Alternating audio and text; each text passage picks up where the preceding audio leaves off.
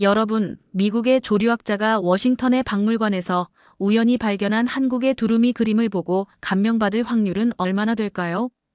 그것도 그녀의 인생을 완전히 바꿀 만큼 말입니다. 인터넷으로 찾아본 두루미는 어떤 모습이었길래 그녀는 바로 심상치 않음을 느낀 걸까요? 우리에겐 이순신 장군의 하객진 전술과 500원 동전에 새겨져 있어 너무나도 익숙한 두루미. 천년의 역사 속에서 우리와 함께 호흡해온 학이 외국인에겐 어떤 모습으로 비춰졌을까요? 우리가 미처 깨닫지 못했던 우리 문화의 가치를 낯선 이방인의 눈으로 재발견한 에밀리 스미스 교수의 놀라운 여정을 지금 바로 시작합니다. 안녕하세요. 저는 코넬 대학교 조류학 연구소의 에밀리 스미스 교수입니다. 지난 15년간 세계 각국의 조류 생태계를 연구하고 다양한 자연 다큐멘터리 프로그램에 자문으로 참여해왔습니다. 그동안 전 세계 수천 종의 새들을 연구하고 그들의 생태와 진화적 의미를 분석해왔지만 제 인생을 완전히 뒤바꿔 놓을 한 마리의 고귀한 새를 만나게 될 줄은 꿈에도 몰랐습니다. 그것도 숲이나 습지가 아닌 유리 케이스 너머로 바라본 고요한 박물관의 한 유물 속에서 말이죠. 마치 천년의 시간을 뛰어넘어 저에게 무언가를 속삭이는 듯 했어요. 나를 찾아와요. 내가 품고 있는 이야기를 들려줄게요. 그때는 몰랐습니다. 이 우연한 만남이 저를 지구 반대편으로 이끌고 제가 알던 모든 학문적 경계를 무너뜨릴 거라는 사실을. 작년 봄 워싱턴 DC에서 열린 국제조류학 학회에 참석했을 때였어요. 학회 일정 중 하루를 자유롭게 쓸 수 있었는데 문득 스미스소니언 국립아시아미술관에 가보고 싶다는 생각이 들었습니다. 평소 동양의 예술에 관심이 많았거든요. 미술관 로비에 들어서자마자 저는 한국관으로 향했습니다. 작고 고요한 전시실에 들어서니 햇빛이 은은하게 들어오는 공간에 고려 청자와 조선 백자 그리고 섬세한 자수품들이 전시되어 있었어요. 그곳에서 저는 처음으로 그들을 만났습니다. 흥미롭네요. 거의 모든 작품에 두루미가 등장하네. 저도 모르게 중얼거린 말이었습니다. 청자에 새겨진 날개를 편 두루미, 비단 위에 수놓아진 우아한 학의 자태, 병풍에 그려진 소나무 아래의 두 마리 학까지. 제 전문 분야가 조류학인지라 자연스럽게 그 모습들이 눈에 들어왔던 거죠. 그냥 동양적인 장식 모티프일 뿐이에요. 옆에 있던 큐레이터가 무심하게 말했습니다. 그 순간 왠지 모를 답답함이 밀려왔어요. 딱 봐도 이건 단순한 장식이 아닌 것 같았죠. 이런 작품들에 두루미가 반복적으로 등장하는 건 분명 더 깊은 의미가 있을 거야. 라며 혼자 생각했죠. 특히 한 전시품이 제 시선을 사로잡았습니다. 조선시대 흉배였는데 섬세하게 수놓아진 두 마리의 두루미가 구름 위에서 여의주를 물고 있는 모습이었어요. 그 옆에는 작은 설명문이 있었습니다. 쌍악 흉배. 조선시대 문관 일품에서 이품 관리가 관복에 달던 표식, 두루미는 지혜와 고결함, 장수를 상징한다. 저는 그 자리에 한참을 서 있었습니다. 두루미가 단순한 장식이 아니라 한국에선 지혜와 고결함의 상징이라니. 서양에서도 물론 동물을 상징적으로 사용하지만 이렇게 생활 곳곳에 그것도 오랜 세월 동안 한 새가 문화 전반에 녹아든 경우는 드물었어요. 전시실을 더 자세히 살펴보니 놀라운 사실들이 하나둘 눈에 들어왔습니다. 고려 청자에는 구름 사이로 날아오르는 두루미가 새겨져 있었고 조선시대 병풍에는 십장생의 하나로 두루미가 등장했으며 심지어 일상용품인 소반과 촛대에도 두루미 문양이 새겨져 있었습니다. 문득 또 다른 전시품이 눈에 들어왔어요. 한산도 대첩 기록화라는 제목의 그림이었습니다. 거기엔 부채꼴 모양으로 배치된 배들이 적을 포위하고 있는 모습이 그려져 있었어요. 설명문에는 이렇게 쓰여 있었습니다. 임진왜란 당시 이순신 장군이 사용한 하객진 전술. 두루미의 날개라는 뜻으로 배를 부채꼴 모양으로 펼쳐 적을 포위하는 전략이다. 이 전술로 한산도 대첩에서 대승을 거두었다. 심장이 빠르게 뛰기 시작했습니다. 두루미가 단순한 예술적 모티프를 넘어 전쟁의 전략에까지 영향을 미쳤다니 정말 놀라웠어요. 한 나라의 상징과도 같은 거였죠. 그것도 한국 역사상 가장 위대한 해군 장수로 알려진 이순신 장군의 전술이라니. 저기요, 혹시 여기에 전시된 한국 문화 작품들에 대해 더 자세히 알 수 있는 설명 자료가 있을까요? 큐레이터에게 다시 다가가 물었습니다. 그는 잠시 생각하더니 무안한 듯 미소를 지었어요. 제가 앞서 말씀드린 건 너무 단순했네요. 여기 전시된 자료만으로는 그 깊이를 다 전달하기 어렵죠. 혹시 더 알고 싶으시다면 다음 주에 한국관에서 특별 강연을 할 예정인데 그때 오시거나 아니면 관련 자료는 따로 요청을 해보셔야 할 것 같아요. 그 말을 듣는 순간 제 안에서 무언가가 솟구쳤어요. 그건 단순한 호기심을 넘어선 강렬한 직감이었습니다. 저는 그 자리에서 바로 다음 주 강연을 예약했고 호텔로 돌아와 밤새도록 흥미롭게 한국의 두루미에 관한 자료를 찾아보았죠. 인터넷에서 찾은 정보들은 저를 더욱 흥분시켰습니다. 한국에서는 두루미가 십장생의 하나로 여겨져 장수와 불로장생을 상징하고 민화에서는 선비의 고고한 기상을 표현하는 데 사용되었으며 심지어 한국의 500원짜리 동전에도 학이 그려져 있다는 사실까지 알게 되었어요. 더 놀라운 건 한국에는 두루미와 관련된 지명이 많다는 점이었습니다. 인천의 문학산, 청학동, 송학동, 임학동, 학익동 등은 모두 두루미, 학에서 유래된 이름이었어요. 이건 단순한 우연이 아니라 한나라와 그 문화가 특정 세대에 가지는 깊은 애정과 존경의 표시였습니다. 심지어 독수리에게 달려드는 학의 고고한 자태 속에 숨겨진 용맹함은 절 더욱 빠져들게 했어요.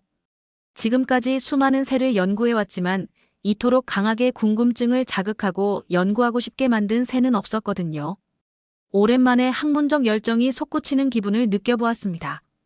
두루미가 왜 한국인들에게 이토록 특별한 존재인지, 그리고 오늘날 그 두루미들은 어떤 모습으로 살아가고 있는지 직접 확인하고 싶었죠. 다음 주 박물관에서 들을 강연과 이 호기심이 저를 어디까지 이끌어갈지, 그리고 그 여정에서 제가 무엇을 발견하게 될지 그때는 전혀 알지 못했죠. 일주일 후 강연이 열리는 날, 저는 앞자리에 앉아 그의 모든 말을 놓치지 않으려 했어요. 박지훈 연구원은 단정한 차림새에 차분한 목소리를 가진 40대 중반의 남성이었습니다. 그가 첫 슬라이드를 보여주었을 때 저는 숨을 들이켰습니다.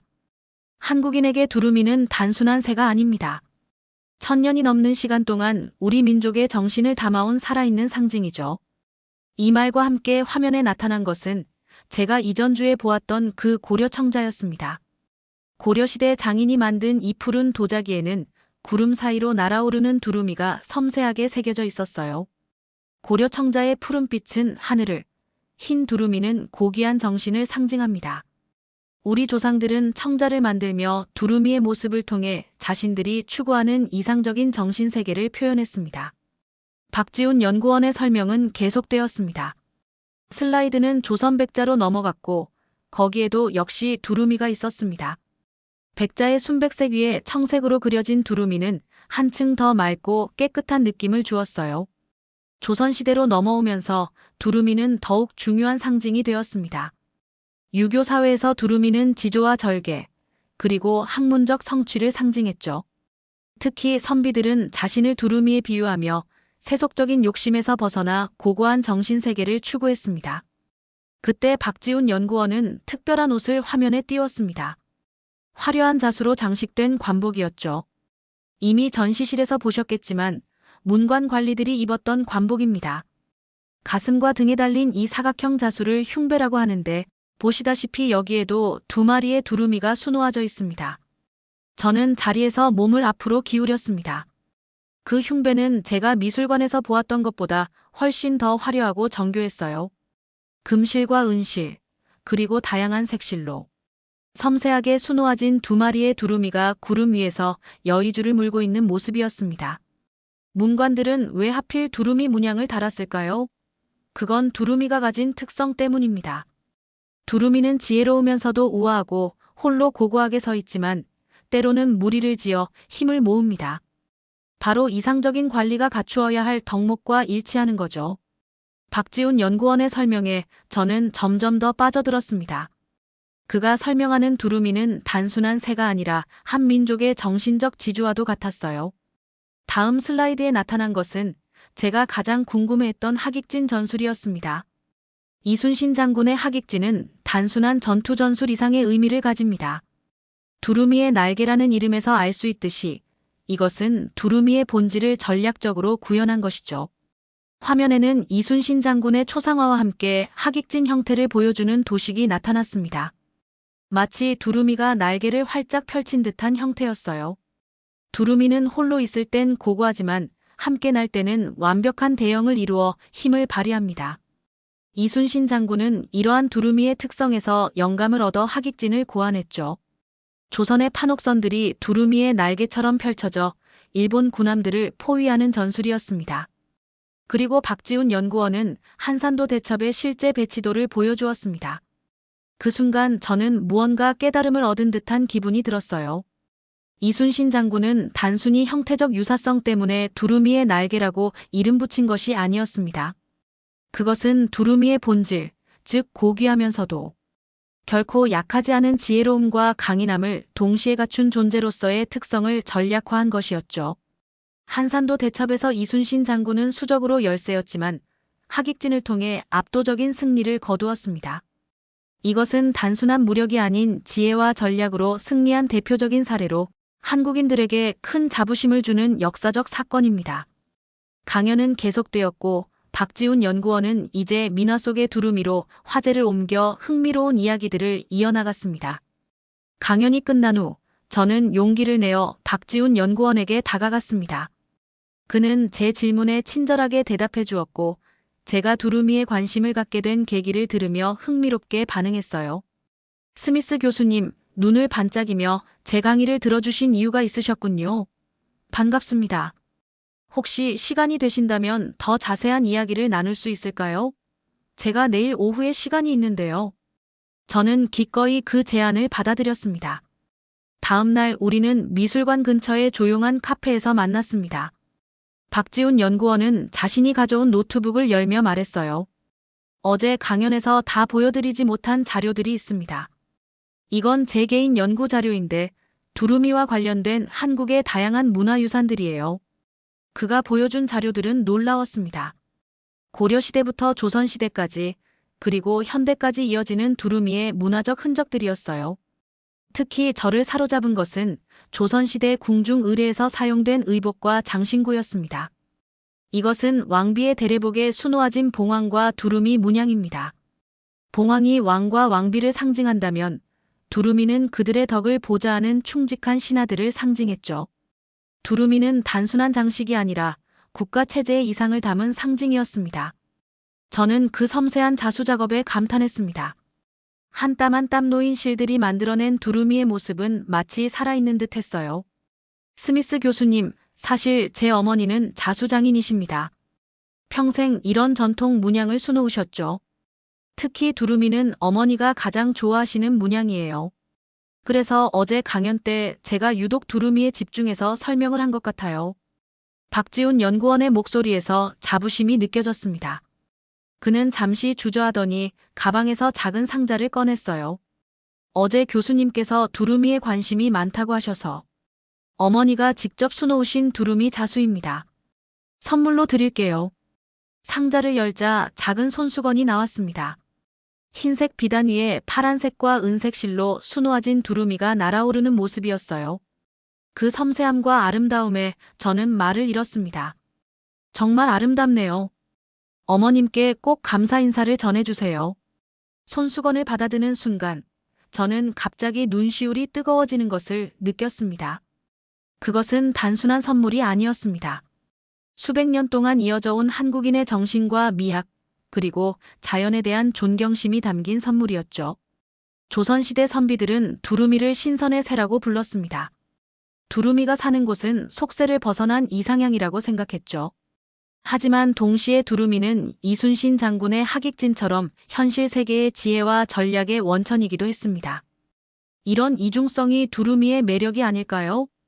박지훈 연구원의 말이 제 마음속 깊이 파고들었습니다. 두루미는 단순한 새가 아니라 이상과 현실을 잇는 다리, 그리고 한국인의 정신적 지주였던 것이죠. 제가 한국에 직접 가면 두루미를 볼 수 있을까요? 제 질문에 박지훈 연구원의 표정이 밝아졌습니다. 물론입니다. 누구보다 잘 아시겠지만 한국의 철원 지역은 세계적인 두루미 월동지예요. 매년 수백 마리의 두루미가 겨울을 보내기 위해 찾아옵니다.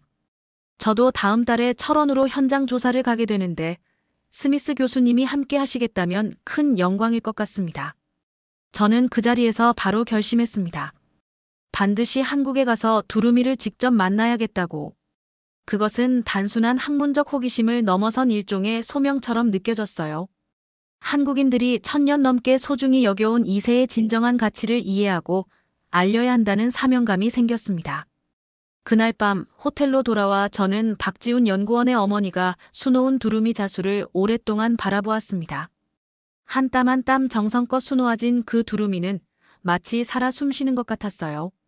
2달 후 저는 정말로 한국으로 날아와 강원도 철원평야에 서 있었습니다. 11월 초 이곳의 아침은 서리가 내릴 만큼 쌀쌀해지고 있었지만 저를 감싸는 흥분과 기대감은 그 어떤 추위도 이겨낼 만큼 뜨거웠어요. 박지훈 연구원과 함께 겨울 두루미 서식지 조사를 위해 이곳에 온 것이었죠. 여기가 바로 두루미들의 천국입니다. 매년 10월 말부터 이듬해 3월까지 수백 마리의 두루미가 이곳에서 겨울을 보내죠. 박지훈 연구원이 넓은 평야를 가리키며 말했습니다. 그의 숨결이 차가운 공기 속에서 하얗게 피어올랐어요. 우리는 새벽 5시부터 준비를 마치고 관측소에 자리를 잡았습니다. 잠시 후 동쪽 하늘이 붉게 물들기 시작했고 저는 그때 처음으로 두루미들을 보았습니다. 하늘에서 내려오는 두루미 가족들. 흰 깃털과 검은 날개 끝이 새벽빛에 물들어 마치 붉은 비단 위에 그려진 수묵화처럼 아름다웠습니다. 그들의 우아한 비행과 고요한 착륙은 저를 완전히 매료시켰어요. 놀랍지 않나요? 그들은 시베리아에서 수천 킬로미터를 날아와 이곳을 찾습니다. 매년 같은 장소로 돌아오죠. 박지훈 연구원의 설명을 들으며 저는 쌍안경으로 두루미들을 관찰했습니다. 그들은 가족 단위로 움직였고 어른 두루미들은 항상 주변을 경계하며 새끼들을 보호했어요. 그 모습은 제가 책에서만 보았던 두루미의 생태를 그대로 보여주고 있었습니다. 저기 보이시나요? 저 2마리는 단정히 서서 주변을 살피고 있죠. 두루미는 극도로 경계심이 강한 새입니다. 그래서 고려시대부터 신중함과 지혜를 상징했던 거예요. 잠시 후 우리는 조심스럽게 위치를 옮겨 좀 더 가까이에서 두루미들을 관찰했습니다. 태양이 완전히 떠오르자 평야 전체가 금빛으로 물들었고 그 가운데 하얀 두루미들의 모습은 더욱 선명하게 드러났어요. 이상하지 않나요, 스미스 교수님? 이곳이 어떤 곳인지 생각해보면요. 박지훈 연구원이 갑자기 물었습니다. 저는 잠시 생각에 잠겼어요. 그의 질문의 의미를 곧 이해했습니다. 우리가 서 있는 이 철원평야는 한국 전쟁 당시 치열한 전투가 벌어졌던 곳이었고 지금도 남북한의 군사분계선과 가까운 곳이었죠. 전쟁의 상처가 아직 남아있는 이 땅에 평화의 상징인 두루미가 매년 찾아온다는 것이 놀랍지 않나요? 더구나 이곳은 비무장지대와 가까워 인간의 발길이 제한된 덕분에 자연 그대로의 모습을 간직하고 있습니다. 그의 말에 저는 두루미들을 새로운 시각으로 바라보게 되었습니다. 그들은 단순한 철새가 아니라 분단의 아픔을 간직한 이 땅의 평화의 메시지를 전하는 전령과도 같았어요. 정오가 되자 우리는 현지 두루미 사진작가인 김태영 씨를 만났습니다. 그는 20년 넘게 이곳에서 두루미를 촬영해온 전문가였죠. 두루미는 기억하는 새입니다. 매년 똑같은 자리로 돌아오죠. 저기 보이는 저 가족은 제가 5년 전부터 지켜봐온 가족입니다. 새끼가 어른이 되어 짝을 찾고 또 새끼를 낳고 그 모든 과정을 지켜봐왔죠. 김태영 씨는 자신의 카메라에 담긴 사진들을 저에게 보여주었습니다. 그의 카메라에는 단순한 두루미의 모습이 아니라 20년간의 철원평야의 변화와 두루미 가족들의 이야기가 담겨 있었어요. 사람들은 묻습니다. 왜 매년 똑같은 새를 찍느냐고요? 하지만 저에게 두루미는 매년 달라집니다. 그들의 이야기가 계속되고 있으니까요.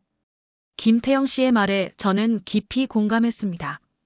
조류학자로서 저 역시 새들을 단순한 연구 대상이 아닌 하나의 생명체로 바라보려 노력해왔으니까요. 이들이 떠날 수 없는 이유가 바로 여기에 있습니다.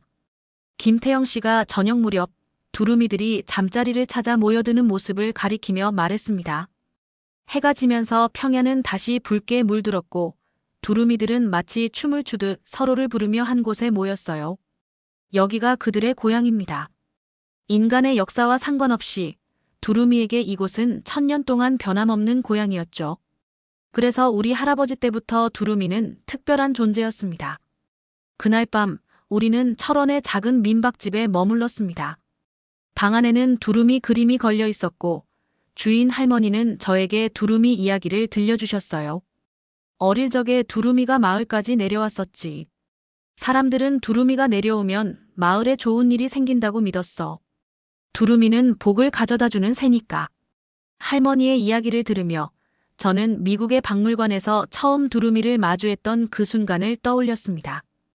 유리 케이스 속에 갇힌 채 단순한 동양적 장식으로 치부되었던 그 두루미와 지금 제가 만난 살아있는 두루미 사이에는 천년의 역사와 한 민족의 정신이 이어져 있었던 것이죠.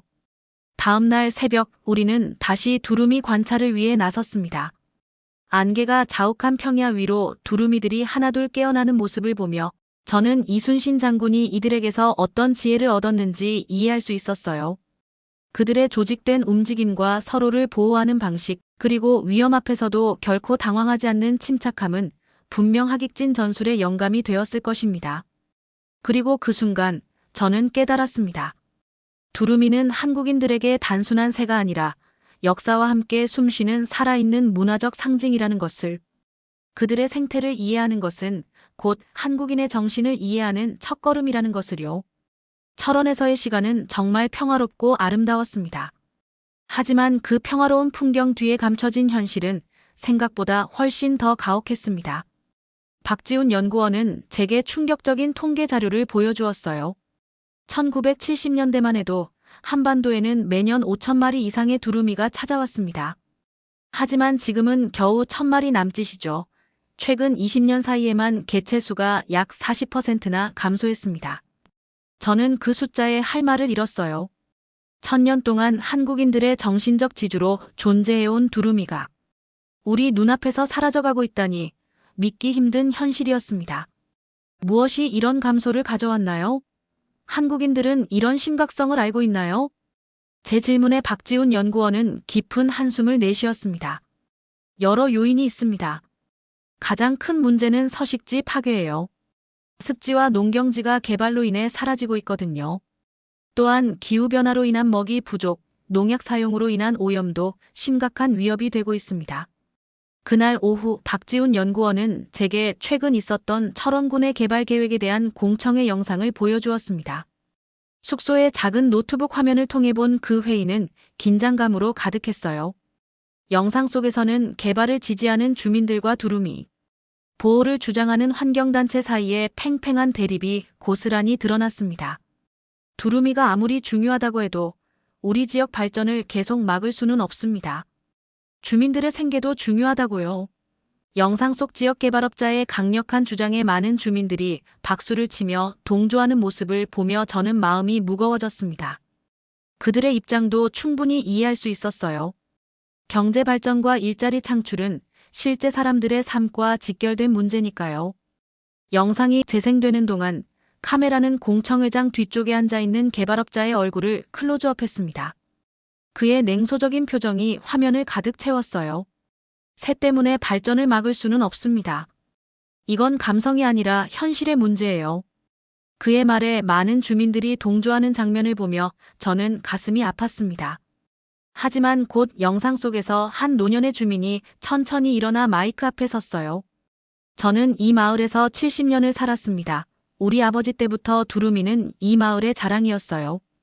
발전도 중요하지만 우리의 정신까지 팔아버리는 건 아닙니다. 그 노인의 떨리는 목소리가 영상 속에서도 고스란히 전해져 왔습니다. 잠시 회의장은 침묵에 빠졌고 카메라는 개발업자의 난처한 표정을 비추었어요. 영상이 끝나고 박지훈 연구원이 노트북을 닫았습니다. 이 공청회 이후 지역사회는 두 갈래로 나뉘었습니다. 개발을 지지하는 쪽과 두루미 보호를 주장하는 쪽으로요. 하지만 다행히 최근에는 조금씩 화해의 움직임이 보이고 있어요. 그는 또 다른 영상 파일을 열었습니다. 그것은 공청회에서 강하게 개발을 주장했던 그 개발업자와의 인터뷰 영상이었어요. 솔직히 말하자면 처음에는 두루미가 우리 발전의 걸림돌이라고만 생각했습니다. 하지만 생각해보니 이 새들이 우리 지역의 독특한 자산이 될 수도 있겠더군요. 이제 우리는 두루미를 해치지 않는 친환경 개발 방안을 모색하고 있습니다. 개발업자의 변화된 태도를 보며 저는 희망을 느꼈습니다. 딱딱하게만 보였던 그의 표정이 영상 후반부에서는 한결 부드러워져 있었어요. 박지훈 연구원은 계속해서 다양한 자료와 영상을 보여주었습니다. 그 중에는 두루미를 보호하기 위한 다양한 노력들이 담겨 있었어요. 특히 인상적이었던 것은 철원의 한 초등학교 학생들의 활동을 담은 영상이었습니다. 철원의 많은 학교에서는 두루미 교육 프로그램을 운영하고 있어요. 영상 속에서 초등학생들은 두루미 모자를 쓰고 질서정연하게 관찰 장소로 향하고 있었습니다. 아이들은 쌍안경으로 두루미를 관찰하고 그들의 행동을 노트에 꼼꼼히 기록하고 있었어요. 놀랍게도 이것은 단순한 체험학습이 아니었습니다. 아이들이 수집한 데이터는 실제 두루미 연구에 활용됩니다. 이건 시민과학자 프로젝트의 일환이죠. 영상 속 담당 교사의 설명에 저는 깊은 감동을 받았습니다. 한국의 교육 시스템이 자연스럽게 두루미 보호와 연계되어 있다는 사실이 놀라웠어요. 다음 영상에서는 아이들이 두루미 퀴즈 대회를 하는 모습이 나왔습니다. 한 선생님이 질문했어요. 두루미가 이순신 장군의 하객진 전술에 영감이 되었다는 사실 아는 사람? 거의 모든 아이들이 손을 들었습니다. 영상 속에서 선생님이 지목한 한 학생이 자신있게 대답했어요. 두루미는 지혜롭고 용감해요. 이순신 장군님은 두루미처럼 지혜롭게 전술을 만들어서 적은 배로 많은 적을 이겼어요. 그 아이의 또렷한 목소리와 자신감 넘치는 대답에 저는 감동받았습니다. 이 어린 학생들이 두루미를 통해 자국의 역사와 가치관을 배우고 있다는 사실이 경이로웠어요. 박지훈 연구원은 영상을 멈추고 설명했습니다. 이런 교육이 있기에 희망이 있습니다. 다음 세대는 우리보다 더 현명하게 자연과 개발의 균형을 찾아갈 테니까요. 다음 날 아침 박지훈 연구원은 저를 철원의 두루미 보호구역으로 안내했습니다. 이른 새벽부터 움직였기에 아직 하늘은 어두웠고 도착했을 때는 서리가 내려앉은 평야가 푸르스름한 새벽빛에 빛나고 있었어요. 오늘은 특별한 분을 만날 수 있을 거예요. 두루미 보호 활동의 산증인이시죠. 저희는 김 회장님이라고 불러요. 잠시 후 70대로 보이는 한 남성이 멀리서 걸어오셨어요. 오래된 군용 쌍안경을 목에 걸고 있었습니다. 그의 주름진 얼굴은 수십 년간 야외 활동을 해온 흔적이 역력했습니다. 우리는 함께 두루미 잠자리 주변으로 이동했습니다. 김영수 회장이 설명을 이어갔어요. 1980년대만 해도 이곳 주민들은 두루미를 해로운 새로 여겼습니다. 농작물을 먹어치운다고 생각했거든요. 때로는 사냥감으로 여기기도 했고요. 하지만 우리 단체가 지역 주민들에게 두루미의 가치를 교육하기 시작했고 점차 인식이 바뀌었습니다. 우리는 넓은 평야 한가운데 설치된 작은 관측소에 도착했습니다. 그곳에서는 이미 몇몇 사람들이 망원경으로 두루미를 관찰하고 있었어요. 이 관측소에서 매일 아침 두루미 개체수와 건강 상태를 확인하고 이 데이터는 정부 기관과 연구소에 제공된다고 설명해 주셨습니다. 안으로 들어가자 벽면에는 지난 30년간의 두루미 개체수 변화를 보여주는 차트가 걸려 있었습니다. 1990년대 초반의 급격한 감소세에서 2010년대 이후의 점진적인 회복세가 눈에 띄었어요. 두루미는 현재 우리나라에서 멸종위기 야생생물 1급으로 지정되어 있습니다. 김영수 회장이 설명했습니다. 국제자연보전연맹에서도 멸종위기종으로 분류되고 있죠. 전 세계적으로 2,800여 마리 정도만 남아있다고 추정됩니다. 차트 아래에는 두루미 보호 관련 법령과 조치들이 시간 순으로 정리되어 있었습니다. 1970년 천연기념물 지정, 2005년 철원 두루미 습지보호구역 지정, 2012년 두루미 복원 프로젝트 시작 등의 중요한 이정표들이 표시되어 있었어요. 특히 두루미는 문화재청과 환경부가 함께 관리하는 특별한 종입니다. 김영수 회장이 자부심을 담아 말했습니다. 천연기념물이면서 동시에 멸종위기종이니까요. 그만큼 우리에게 문화적 가치와 생태적 가치를 동시에 지닌 존재라는 의미입니다. 그때 관측소 창밖으로 군복을 입은 노인 몇 명의 모습이 보였습니다. 그들의 얼굴은 추위로 붉게 물들어 있었어요. 제가 궁금한 표정으로 그들을 살피자 박지훈 연구원은 그들이 퇴역군인이자 매일 새벽 두루미 서식지 주변을 순찰해 주시는 분들이라고 설명해 주셨습니다. 밖으로 나와 한 분과 인사를 나누었어요. 박 연구원에게 들었습니다. 미국에서 우리 두루미를 연구하러 오셨다고요. 저는 강철훈입니다. 이곳 군부대에서 30년간 근무했죠. 그의 손은 거칠었지만 악수는 따뜻했습니다. 강철훈 씨는 잠시 밖을 바라보더니 말을 이었어요. 처음에는 이해하지 못했습니다. 왜 이 새들이 그렇게 중요한지. 하지만 저녁 후 이곳에 정착하면서 깨달았죠. 두루미는 단순한 새가 아니라 이 땅의 역사와 평화의 상징이라는 것을. 그는 주머니에서 작은 수첩을 꺼냈습니다.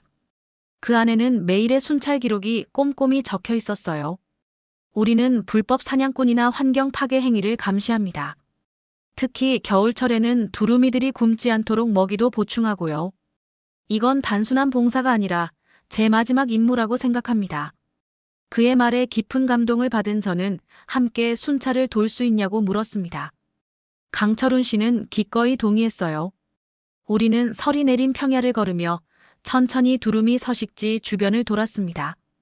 그동안 강철훈 씨는 자신의 경험을 들려주었어요. 두루미는 분단된 한반도를 자유롭게 오가는 유일한 존재입니다. 그들에게는 휴전선도 정치적 갈등도 없죠. 단지 자연의 흐름에 따라 살아갈 뿐입니다. 어쩌면 우리가 배워야 할 존재인지도 모릅니다. 순찰을 마치고 돌아오는 길에 우리는 논에서 일하고 있는 농부를 만났습니다. 그는 자신의 논 가장자리에 말뚝을 받고 있었어요. 안녕하세요, 이장님. 오늘도 일찍 나오셨네요. 강철훈 씨가 인사를 건넸습니다. 이장으로 불린 농부는 손을 흔들며 우리에게 다가왔어요.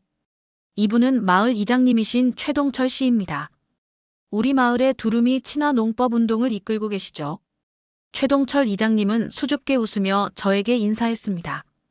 별거 아닙니다. 그저 우리 조상들이 해오던 방식으로 농사를 짓는 것뿐이에요. 그가 받고 있던 말뚝에는 두루미 안전구역이라고 쓰인 표지판이 달려 있었습니다.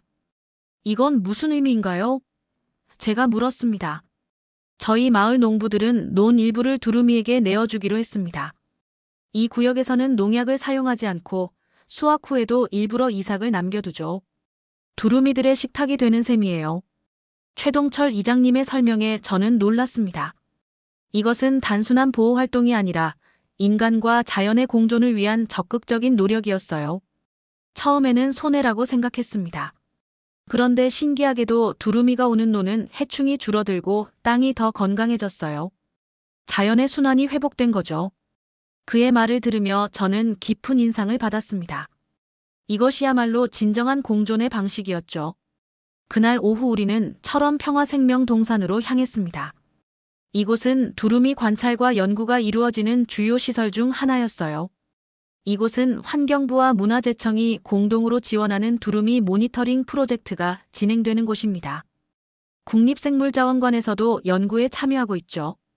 박지훈 연구원의 설명을 들으며 건물 안으로 들어서자 벽면에 설치된 여러 모니터들이 눈에 들어왔습니다. 생각보다 소박하지만 효율적으로 구성된 공간이었어요. 반갑습니다, 스미스 교수님.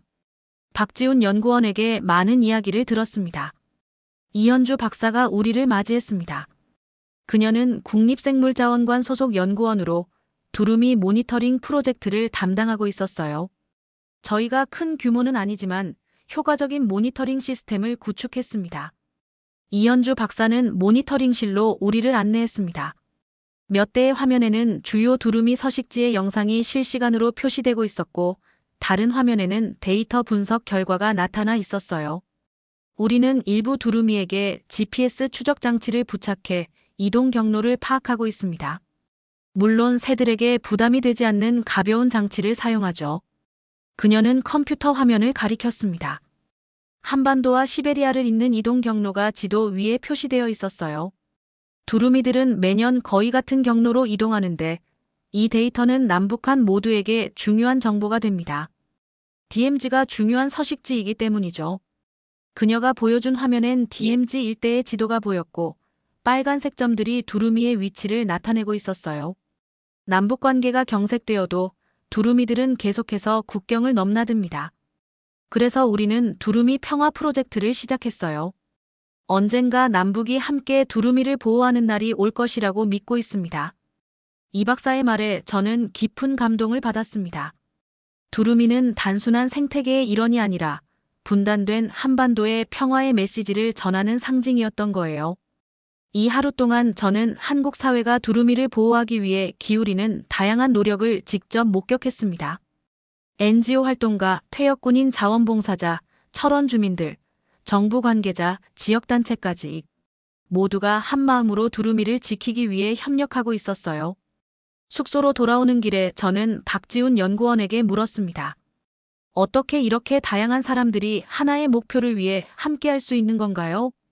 박지훈 연구원은 잠시 생각에 잠기더니 대답했습니다.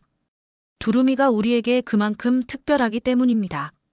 그들은 단순한 새가 아니라 우리의 정신과 역사, 그리고 미래를 담고 있는 존재니까요. 이것이 바로 한국의 공존의 방식입니다. 그날 밤 창밖으로 내려다 보이는 철원 평야를 바라보며 저는 깊은 감동을 느꼈습니다. 오늘 만난 모든 사람들의 얼굴, 그들의 열정과 헌신이 마음속에 깊이 새겨졌어요. 두루미를 지키는 것은 단순한 환경 보호를 넘어선 문화적, 역사적, 그리고 정신적 사명이었습니다. 그리고 한국인들은 그 사명을 위해 아름답게 협력하고 있었어요. 철원에서의 마지막 날, 해가 지는 것을 바라보며 저는 깊은 감상에 젖었습니다. 저녁 노을이 평야를 붉게 물들이는 가운데 두루미들은 조용히 잠자리를 찾아 모여들고 있었어요. 박지훈 연구원과 함께 작은 언덕 위에 앉아 저는 지난해 경험을 마음속으로 정리했습니다. 한 마리의 새를 통해 한민족의 정신을 배웠고 수천 년의 역사가 지금도 살아 숨쉬고 있음을 느꼈어요. 우린 힘으로 누르기보단 함께 날아가는 방법을 배운 민족입니다. 라며 진심을 전해준 박지훈 연구원의 말을 들으며 저는 미국으로 돌아가면 무엇을 할지 생각했습니다. 이제 저에게는 단순한 연구 이상의 사명이 있었어요. 다음 날 아침 서울로 향하는 길에 저는 박지훈 연구원에게 제 계획을 이야기했습니다. 미국으로 돌아가면 두 가지 프로젝트를 시작하려고 합니다. 하나는 한국의 두루미에 관한 다큐멘터리 제작이고 다른 하나는 두루미 보호를 위한 국제기금 조성이에요. 박지훈 연구원은 제 포부에 놀라며 자신의 도움이 필요하면 언제든 돕겠다고 힘을 주었습니다. 그리고 작은 선물 상자를 건넸죠. 상자 안에는 정교하게 만들어진 은색 두루미 브로치가 들어있었습니다. 날개를 활짝 편 두루미의 모습이었어요. 전통적으로 이런 브로치는 긴 여정을 떠나는 이에게 안전과 지혜를 기원하며 선물했다고 합니다. 브로치를 손에 들자 가슴이 뭉클해졌습니다. 그것은 단순한 장신구가 아니라 천년의 시간을 건너온 한국인의 정신이 담긴 선물이었어요. 꼭 다시 돌아오겠습니다. 그리고 두루미가 전하는 메시지를 세계에 알리겠습니다. 미국으로 돌아온 저는 즉시 행동에 옮겼습니다. 코넬 대학에서 두루미에 담긴 한국의 정신이라는 특강을 열었고 한 달에 2번씩 대학생들과 일반인들을 위한 온라인 세미나 두루미에게 배우는 지혜를 진행했습니다. 놀랍게도 미국뿐 아니라 전 세계에서 청중들이 참여했고 점차 더 많은 사람들이 들어왔죠. 동시에 세계적인 환경단체들과 연계해 두루미 보존 기금을 설립하기 위해 준비했어요. 학술적 성과도 있었습니다. 문화적 상징으로서의 두루미 한국 전통에서의 의미와 현대적 보존이라는 제 논문은 세계적인 학술지에 실렸고 여러 대학에서 환경윤리 교육의 사례 연구로 활용되기 시작했습니다. 올해 가을, 저는 다시 한국을 방문할 예정입니다. 더욱 기쁜 것은 연구소에 있는 미국 학생들 6명과 함께 방문하게 된다는 점입니다. 그들에게 한국의 두루미와 실제 서식지 그리고 그 문화적 의미를 직접 보여줄 수 있게 된 거죠. 책상 위에 놓인 두루미 브로치를 바라보며 저는 다시 한번 결심합니다. 두루미처럼 우리도 함께 날아가는 방법을 배울 수 있다는 것을, 그리고 그 날갯짓이 모여 평화와 공존의 바람을 일으킬 수 있다는 것을요. 한국인들이 1000년 동안 간직해온 그 지혜와 아름다움의 메시지를 이제 저는 세계에 전하는 전달자가 되어 계속 활동해 나갈 것입니다. 여러분, 오늘의 이야기 어떠셨나요? 한미국 학자의 우연한 발견이 어떻게 1000년의 역사를 가진 한국의 정신을 세계에 알리는 계기가 되었는지 그리고 우리의 소중한 문화유산이 어떻게 인류 공통의 가치가 될 수 있는지 보여준 이야기였습니다. 두루미는 앞으로도 계속해서 한국의 하늘을 날며 우리의 정신과 역사, 그리고 미래를 상징하는 존재로 남을 것입니다. 여러분이 기억하는 두루미, 학은 어떤 존재인가요? 댓글로 소중한 의견을 남겨주세요. 여러분의 구독과 좋아요, 알림 설정은 영상 제작에 큰 힘이 됩니다. 시청해주셔서 감사합니다.